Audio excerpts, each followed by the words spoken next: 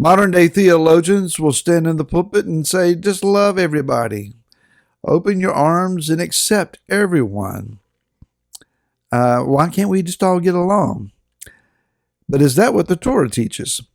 This is Barry Phillips, a 10-minute Torah, day 3 of Pinchas. We're going to go to the chapter we've been in a week thus far, Numbers 25, and the last two verses, verse 17 and 18, read this way. Distress the Midianites, and you shall strike them, for they distressed you with their tricks, with which they deceived you in the matter of Peor, in the matter of Cosbi, the daughter of the leader of Midian, their sister, who was struck in the day of the plague because of Peor.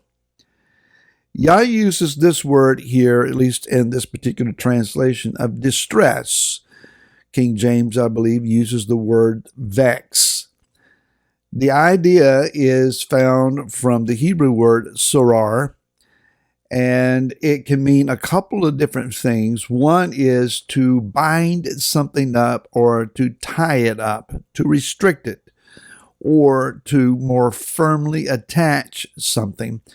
Now, certainly Yah is not saying to Israel, I want you to become more firmly attached to the Midianites, but rather he is wanting to restrict or to bind them up. It is the idea of binding a stone in a sling, or repairing an old torn garment or wineskin, according to the Theological Word Book of the Old Testament. Another use of the same word, however, is to show hostility toward, treat as an adversary or an enemy. It's the idea of harassment and torment in the act of warfare here. So Yah, he is saying, he said, to strike them. You shall strike them.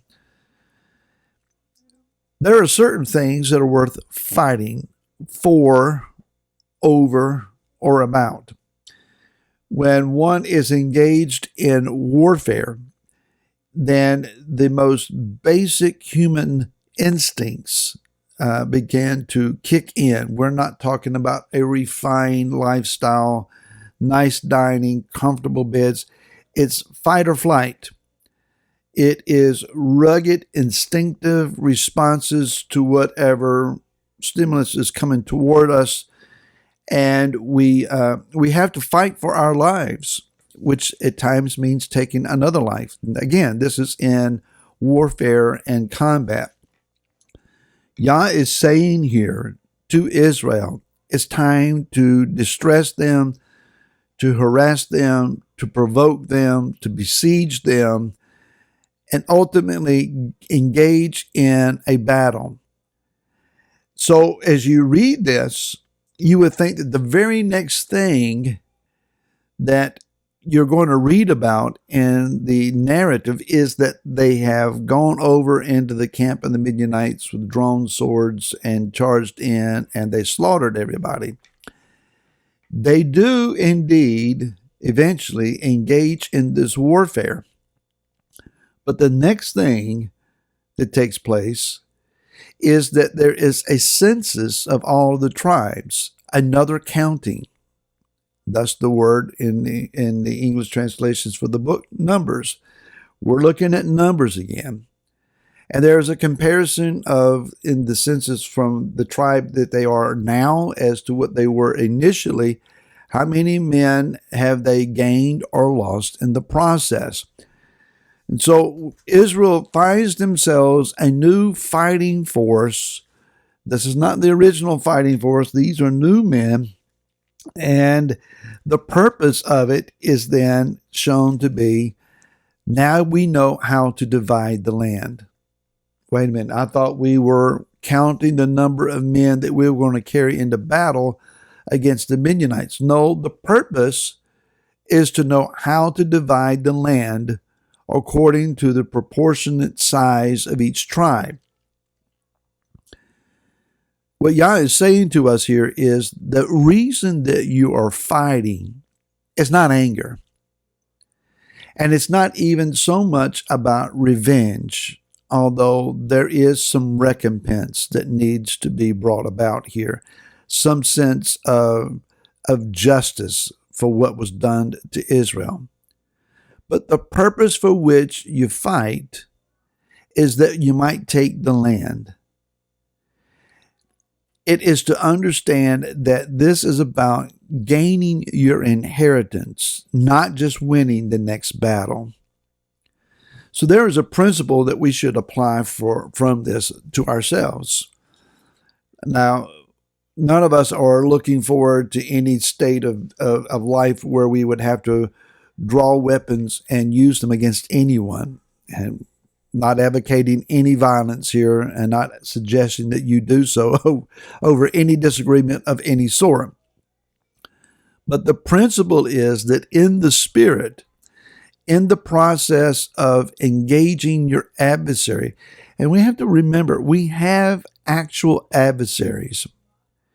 We wrestle not against flesh and blood, but against principalities and powers, dominions, mights, rulers of darkness, etc. We understand there is a spiritual war. There are also societal elements that would cause us to lose a sense of normalcy and a sense of propriety in our communities and in our states and our nations. There is and it is a spiritual war. It's not just people chanting on the sidewalk and carrying placards and signs, but there is a call for societal upheaval toward Marxism, toward ruthless governmental controls, toward the devaluation of life, especially the life of the unborn, where cities would be rampant in their murder counts. There are certain cities here in the United States that every weekend numerous lives are shattered and lost. And it's just a repetitive cycle over and over and over again. Young people killing young people. The devaluation of life in that life holds no hope of a future. And so people have exhausted themselves just to living for the moment, for the next 5 minutes. That's not living, that's existing.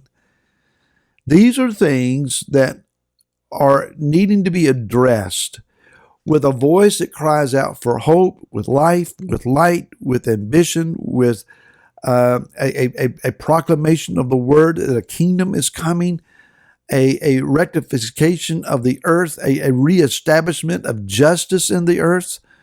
Without this message, there is no hope. There's nothing to live for. And so we fight, not with weapons that are made by man's hands, but weapons in the spirit. We cry out into the heavenlies, but we also lift up our voice. And we're not silent on these things. We engage in conversations. We write editorials in the newspaper. We get on the internet and we make our voices heard. We write to governmental representatives, and we do all that we can because our voices must not be silent.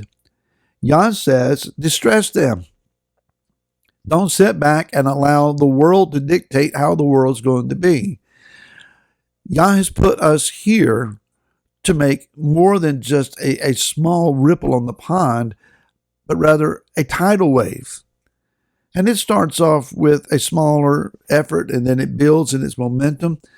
But we must not remain silent. We must not stand as a wallflower against the wall.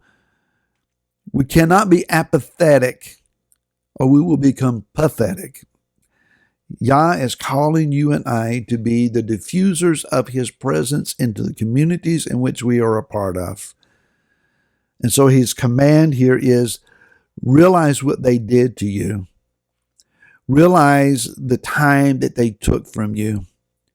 Look around and see the lives that were wasted because of their vexations, because of their trickery, and do something about it. Distress them, stir it up, cause a besiegement of them, and I will give you victory. That needs to be our mindset. We're going to win. More on these things tomorrow. Hope to see you then. Until then, shalom.